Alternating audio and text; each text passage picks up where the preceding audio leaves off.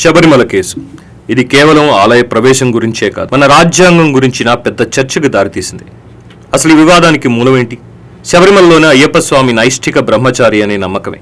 So ఆ నమ్మకం వల్లే 10 నుంచి 50 ఏళ్ల మధ్య ఉన్న వయసున్న మహిళలకు ఆలయ ప్రవేశంపై నిషేధం ఉంది. ఇక్కడే అసలు ప్రశ్న మొదలైంది. వ్యక్తిగత హక్కులు ముఖ్యమా లేక మత సాంప్రదాయాలు ముఖ్యమా? పిటిషనర్ల వాదన ఏంటంటే ఈ నిషేధం సమానత్వ హక్కు, గౌరవంగా జీవించే హక్కు, పూజించుకునే స్వేచ్ఛకు వ్యతిరేకమని. మరోవైపు ఆలయ నిర్వాహకులు ఏమన్నారంటే తమ మత వ్యవహారాలను తామే చూసుకునే హక్కు తమకి ఉందని వాదించారు. సంవత్సరాల తరబడి నడిచిన ఈ కేసులో 2018లో సుప్రీంకోర్టు ఒక చారిత్రాత్మక తీర్పునిచ్చింది.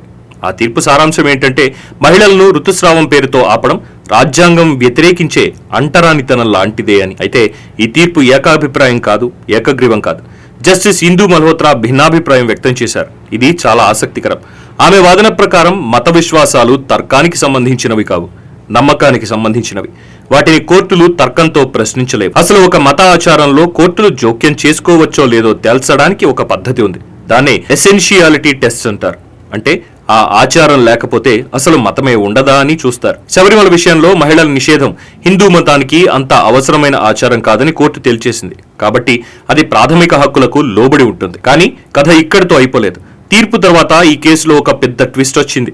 విచిత్రం ఏంటంటే తమ తీర్పులో తప్పు లేదంటూనే కేసును 9 మంది జడ్జీల పెద్ద బెంచ్కి పంపించారు. ఈ సంక్లిష్టత వెనుక 1951 నాటి ఒక పాత కేసుంది. అదే నరసు అప్పు మాలీ కేసు. ఆ కేసు తీర్పు ఏం చెప్పిందంటే మతపరమైన ఆచారాలు, చట్టాలు ప్రాథమిక హక్కుల కిందకు రావని. సో ఈ తీర్పు ప్రకారం ట్రిపుల్ తలాక్ లాంటి ఎన్నో ఆచారాలకు ఒక రక్షణ కవచంలా మారిపోయింది.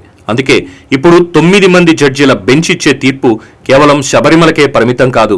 ఈ బెంచ్ ఇప్పుడు కొన్ని మౌలికమైన ప్రశ్నలకు సమాధానం చెప్పాలి. హక్కులు, నైతికత, వీటి మధ్య సంబంధం ఏంటి?